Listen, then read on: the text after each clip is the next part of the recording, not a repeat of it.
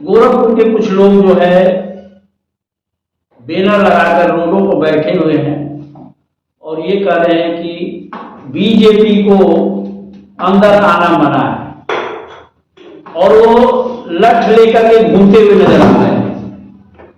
वो कह रहे हैं कि आज तक हम लोग के एक रोड का वादा हुआ था, ये विकास का वादा हुआ, जमीन है कुछ एक्वायर हुए रोड के लिए, उसका पैसा मुआवजा नहीं मिला, इसलिए हम लोग ढूंढ रहे हैं कि बीजेपी का कोई कार्यकर्ता हम आए उसके लिए, उसको हम लोग ढूंढ रहे हैं।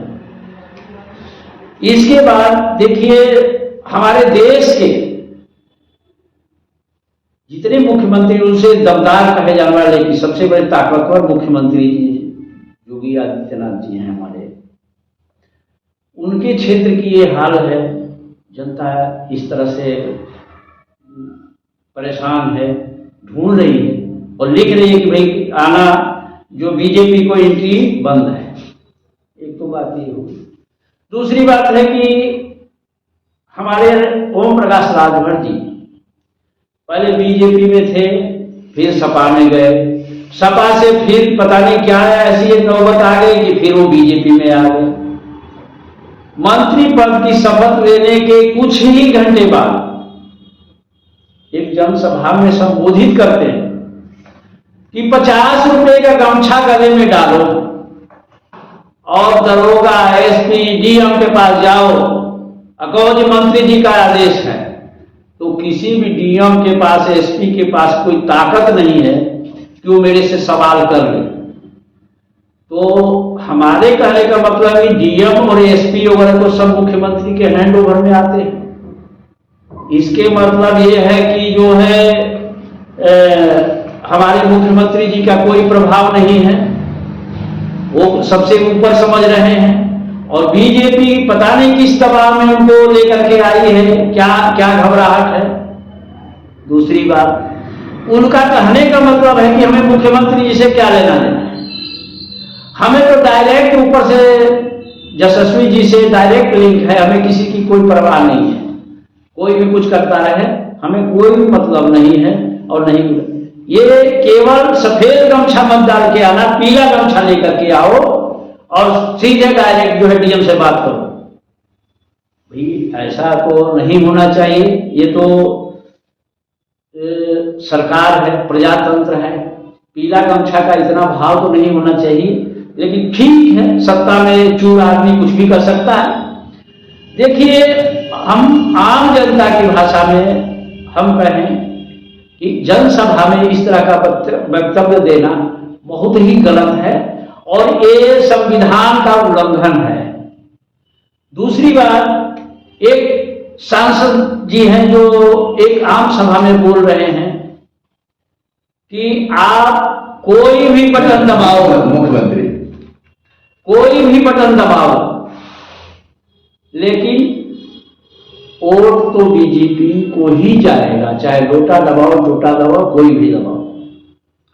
क्यों कि बटन कुछ भी दबाओगे बीजेपी में जाएगा। इसकी बार 400 पार, मोदी सरकार जिंदाबाद, नमस्कार।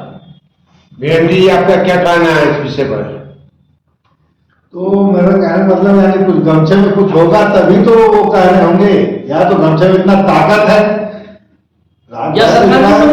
राजभर जो कहे हैं कि हमारे गमछे में इतना बड़ी ताकत है, यानी कुछ तो है तभी तो बोले हैं।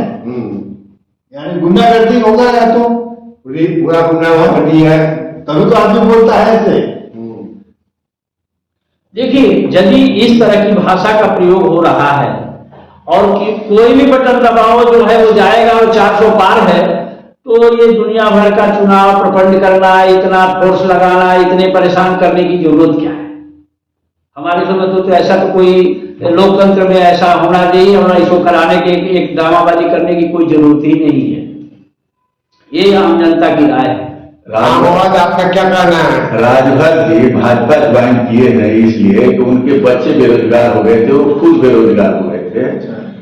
वो उनके रोजगार के लिए, उनको तो समाज में रोजगार है, बच्चे और समाज के बच्चे नौकरी मिले ना मिले तो ये चाहे अग्निवीर में जा रहे हैं, चाहे 48 लाख बच्चे पेपर दे रहे हैं, आउट हो रहा है, वो परेशान है। उनकी समाज की थोड़ी चिंता है, उनको सिर्फ अपनी और अपने परिवार की चिंता, अपने बच्चों की चिंता है। ऐसे ही संजय निषाद जी हैं, ऐसे ही मांझी जी हैं बिहार से। ये जितने छोटे छोटे परिवार वाले भाजपा से जुड़ रहे हैं ना, इनको सिर्फ अपना परिवार, अपने बच्चों की चिंता है, आगे हमारे बच्चे रोजी रोजगार से लगे रहे।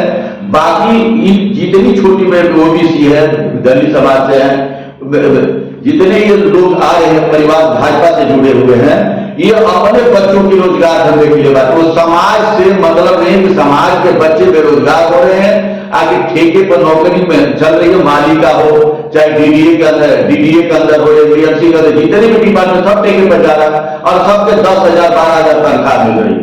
अब सारे आदमी परेशान है डिपार्टमेंट, उन बच्चों से इनको थोड़ी मतलब, और ये कभी आवाज थोड़ी उठाएंगे।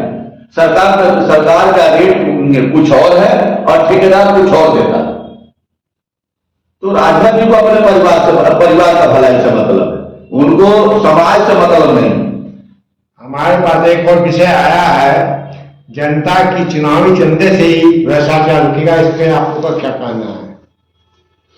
देखिए, जनता के चुनाव से पहले ऐसा हुआ करता था कि गवर्नमेंट के फंड से ही चुनाव हुआ करता था, लेकिन जनता के चुनाव से इलेक्शन होना अच्छी बात है, लेकिन इससे कई कारण हो रहे। यदि जनता से पैसा नहीं ले, इससे कई कारण है।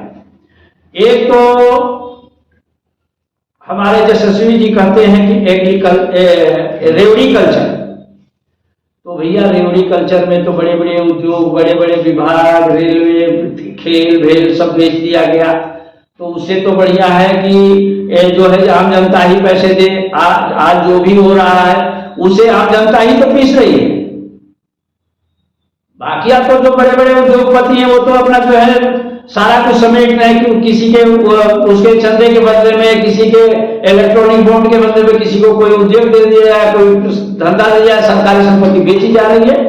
इसलिए देश हित में जो है ये बहुत ही अच्छा कदम है। जय हिंद, जय भारत।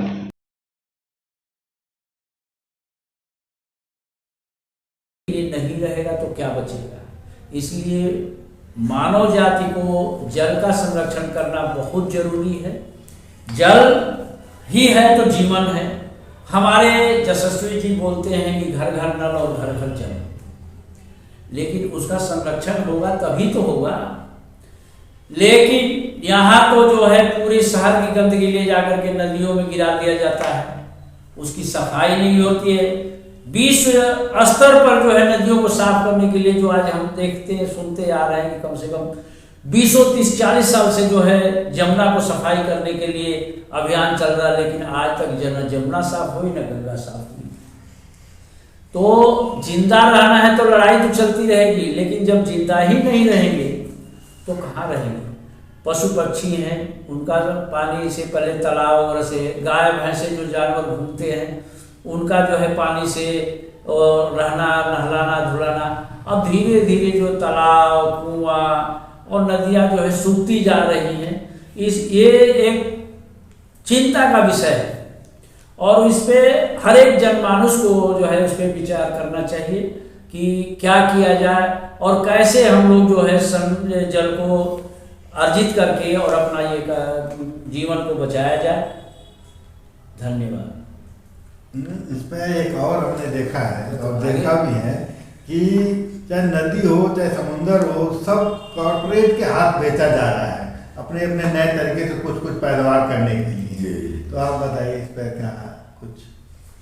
ऐसा है कि हम गांव जो होता है ना, पहले गांव देश भर में गांव थे। गांव पर कुआं होता था, तालाब होता था, पोखरा होता था, उसमें जीव जंतु पशु पक्षी सब पानी पी लेता था। हमारी सरकारें घर घर नल दे रही है, ठीक है, बहुत बढ़िया है, मगर नल पशु पक्षी जानवर क्या टूटी खोल करके पानी पिएंगे? गौर करिए। जल तो सबके लिए है, जल सबके लिए है। आदमियों के लिए तो जल की सारी व्यवस्था होती जा रही है, मगर पशु पक्षी जीव जंतु जितने प्रकृति के प्रकृति है, प्रकृति से खिलवाड़ किया जा रहा है। न पेड़ पौधे बचे हमारे, न ताल तलैया बची, पोखरा कुआं तालाब, कुआं भी जितना भी है ना, यूपी के रहने वाला हूँ, यूपी में जितने कुएं थे सब भर भर करके पाट करके बराबर किया जा रहा है। जितना पोखरा तालाब था उसको भी पाट करके बिल्डिंग बनाई जा रही है।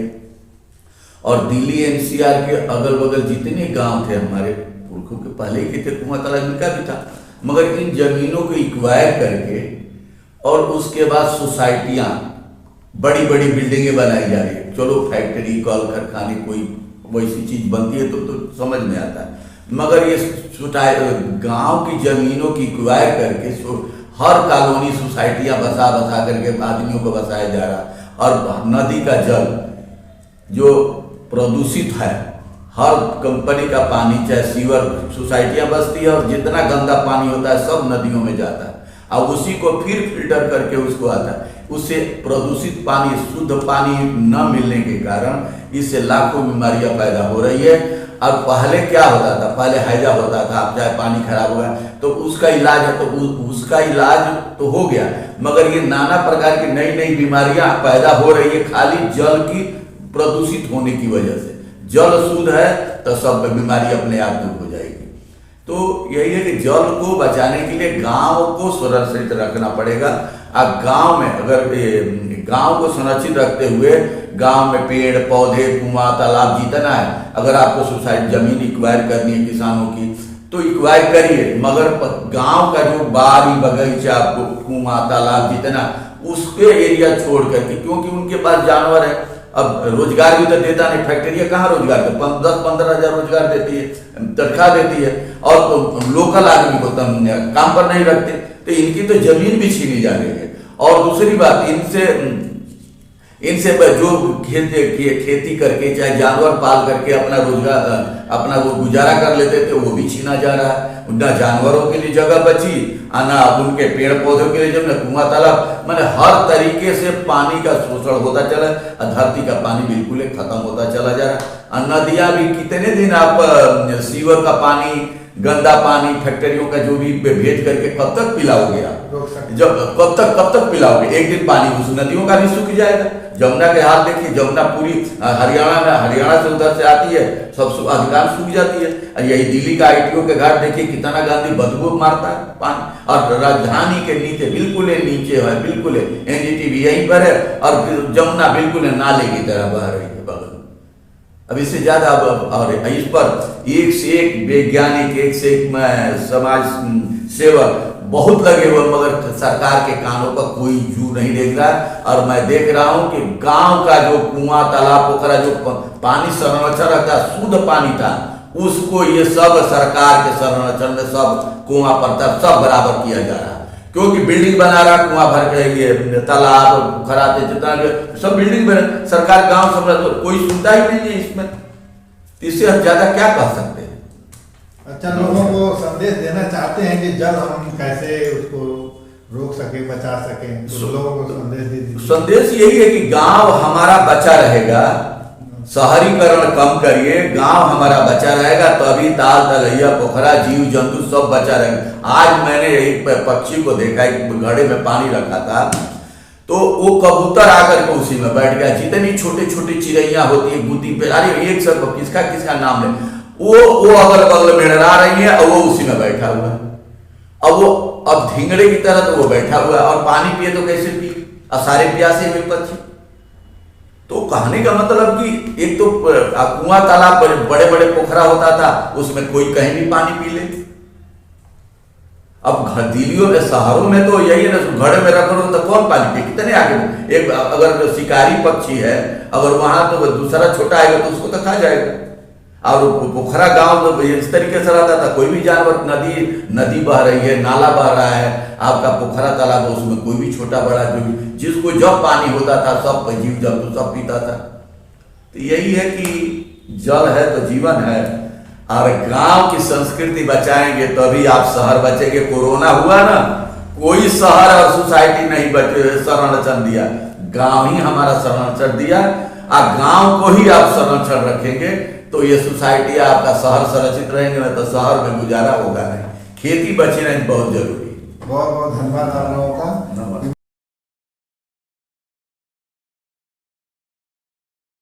गेम है। इलेक्ट्रॉनिक बॉन्ड जो है भ्रष्टाचार का अड्डा है। इसमें चर्चा है कि हर एक पार्टियों के पास फंड दिया जा रहा है, लेकिन फंड के साथ साथ जिसका बॉन्ड जिस कंपनी से आ रहा है उसको क्या दिया जा रहा है, इसकी चर्चा नहीं है। आज तो न्यूज में हम देख रहे थे, कुछ आ रहा था ऐसा कि इलेक्ट्रॉनिक बॉन्ड में और शराब घोटाले में आम पार्टी के केजरीवाल जी, मनीष सिसोदिया, एक बहुत लोग जो है इसमें आम पार्टी के बंद हैं। पहला तो ये मानना है हमारे को कि मुख्यमंत्री पद पर रहते हुए और उसकी गिरफ्तारी होना नियमतः हम लोग की समझ से, जनता की राय से ये गलत हुआ है। अब एक और गेम निकल के आ गया है कि इलेक्ट्रॉनिक बॉन्ड का जो भी है शेयर जो है बीजेपी के पास जो है कम से कम 80-85 करोड़ रुपया के करीब ये ट्रांसफर हुआ है, जिसमें बीजेपी के बड़े बड़े लीडरों का ही नाम आ रहा है भ्रष्टाचार। तो ये भ्रष्टाचार खत्म किया जा रहा है या भ्रष्टाचार का उजागर हो रहा है? केजरीवाल को बंद करके बीजेपी जो है अपना भंडादार खुद ही कर रही है, और हर एक पार्टियों का यही मानना है। मानिए कि यदि कोई भी भ्रष्टाचार करे, देश का कोई भी आदमी, कोई नेता जो कहता है कि हम, जिसके लिए वो रिटायरमेंट होने के बाद उनको ये दिया जाता है, बड़ा पुरस्कार दिया जाता है कि भैया वो ये पूरा जीवन अपना समर्पित कर दिए, इनको पेंशन सारा सुविधा दी जाती है। लेकिन ये तो भ्रष्टाचार, ये देश के सेवा के बजाय ये तो गद्दारी का मामला है।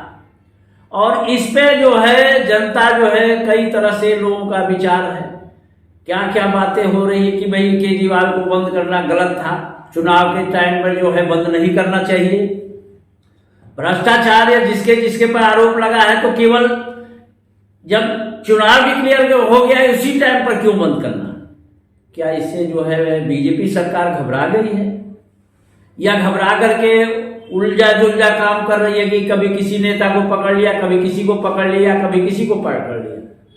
अरे भाई ये सब भ्रष्टाचारी ही थे, तो आप 10 साल से कर क्या रहे थे?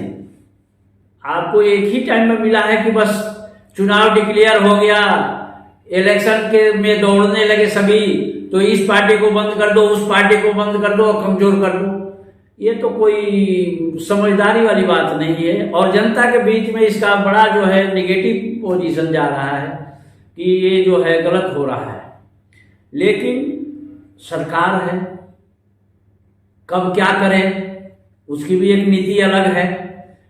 जो भ्रष्टाचारी हैं, जो भ्रष्टाचार में गर्दन तक डूबे हुए हैं, वो भी लोगों में चर्चा है कि वो यदि बीजेपी के यहाँ आ जाते हैं तो शक से धूल करके एकदम बिल्कुल क्लीन हो जाते हैं, उनके पास कोई मुकदमा, कोई भ्रष्टाचार, कोई गिरफ्तारी, सब खत्म हो जाता है। तो ये भी गलत है। लोगों के तरफ चारों तरफ से बहुत अफवाहें हैं, लेकिन अफवाह के बाजार में चुनाव का भी प्रचार है। अब देखिए वो किस करवट बैठता है। लेकिन इलेक्ट्रॉनिक बॉन्ड जो है, जो भी लिया है उसका पूरा उजागर होना चाहिए, और ये भ्रष्टाचार का अड्डा है, और इसके अंदर इलेक्ट्रॉनिक बॉन्ड के अंदर जो है काला धन, सफेद धन, व्हाइट धन, काला धन, ये सब जो है छिपाने का ये अड्डा है। बिल्कुल ही जो जो इसमें लिप्त है उस सब के ऊपर कार्रवाई होनी चाहिए। मेरा ये एक और भी विचार है कि लोग, जनता जो है सोच समझ के अपने कैंडिडेट को वोट दे, वोट जरूर जनता करे, और यही उसके पास एक अधिकार बचता है, बाकी कुछ अधिकार बचता नहीं है। यदि जनता सोच समझ के अपना निर्णय नहीं लेगी तो बहुत ही देश को नुकसान होगा। इनका क्या नुकसान होगा, लेकिन देश का बहुत बड़ा नुकसान हो जाएगा। इसलिए अपने कैंडिडेट को जो है सोच समझकर वोट दें। जय हिंद, जय भारत, नमस्कार। हमारा विचार इस पर यह है कि उद्योगपति अगर इतने ही ईमानदार हैं देश के प्रति और पार्टियों को चंदा इतना देते हैं तो क्यों नहीं बढ़िया हॉस्पिटल बनवाते, बढ़िया स्कूल गांव से लेकर के क्लास 1 से लेकर के 12वीं तक के स्कूल और जितनी एजुकेशन का शिक्षा लाइन है विश्वविद्यालय इस तरीके से बने तो उसको क्यों नहीं ये लोग बनवाते अपने तरफ से, ताकि समाज का भला। और जब जनता के थ्रू ही चुन करके सरकार बनती है तो जनता ही भ्रष्टाचार खत्म कर सकती है। क्यों? अगर जनता ही अपना वोट भी दे और जनता ही चंदा दे, 50 रुपया, 100 रुपया, 200 रुपया, चाहे 500 रुपया, जितनी शक्ति बने उतनी वो चंदा दे और वही चंदा से चुनाव जो खर्चा होगा वही होगा। अच्छा, मैं तो ये समझता हूँ अगर मैं किसी को चंदा देता हूँ तो इस पर्पज से दूंगा ना कि भैया हमें इसको इससे लाभ लेना है, तभी तो मैं क्या फायदा मिलेगा हमें। तो ये कंपनी भ्रष्टाचार की तरफ बढ़ा तब तो इससे ज्यादा भ्रष्टाचार तो हो ही नहीं सकता। एक तरफ तो चंदा दे रही है और एक तरफ मुनाफा कमा रही है और मुनाफा कमा करके विदेशों को भी भाग जा रहे हैं, विदेशों में बस रहे हैं। तो इसलिए कह रहे हैं कि इन कंपनियों से अगर ज्यादा ही इनका देशभक्त है ये तो अपने पैसे लगा करके हॉस्पिटल बनवाए, कॉलेज बनवाए, कोई अच्छी संस्थाएं खड़ा करें, यहाँ उद्योग धंधे जो भी लगाने देश के अंदर लगाएंगे। वो पार्टी को चंदा देने की क्या जरूरत है? इसलिए जनता के थ्रू जनता ही चंदा दे और जनता ही वोट दे। जब जनता के ही वोट से सरकार बनती है, उद्योगपति कितना भी पैसा दे सरकार को बना नहीं सकता ना। उद्योगपति तो बिजनेस के तौर पर देती है तो सरकार को बना नहीं सकता ना, पैसा देने के बल पर। भाजपा जैसे ज्यादा चंदा लेंगे तो ये क्या सरकार बना लेगी? नहीं बना सकती। तो इसलिए जनता जब वोट करती है, जनता के वोट से सरकार बनती है, तो जनता ही चंदा भी देगी और जनता ही वोट देगी और जनता के लिए ही काम होगा। ये उद्योगपतियों के लिए जैसे कितना 16 लाख करोड़ कितना कर्जा माफ हुआ है, उनका कुछ माफ नहीं होगा। अपना उद्योग धंधा जो भी लगाएगा अपना बल पर लगाए, अपना बिजनेस करे, अपना बल पर बिजनेस करे। सरकार के तरफ से कुछ भी मदद नहीं मिलनी चाहिए। मदद मिलने के माने के भ्रष्टाचार चालू होगा फिर। तो और आपका विचार? देखिए, हमारा जो मानना है कि इन सांसदों को जनता चुनती है कि ये हमारे देश का भला करेंगे, समाज का भला करेंगे, या ये बच्चों के भविष्य के में ये करेंगे, बनाने के लिए होंगे। लेकिन ये तो भ्रष्टाचार में इतने डूबे हुए हैं कि इनकी कोई सीमा ही नहीं। देश जो है बिकता जा रहा है और हमारे नेता मस्त मस्त रहते हैं।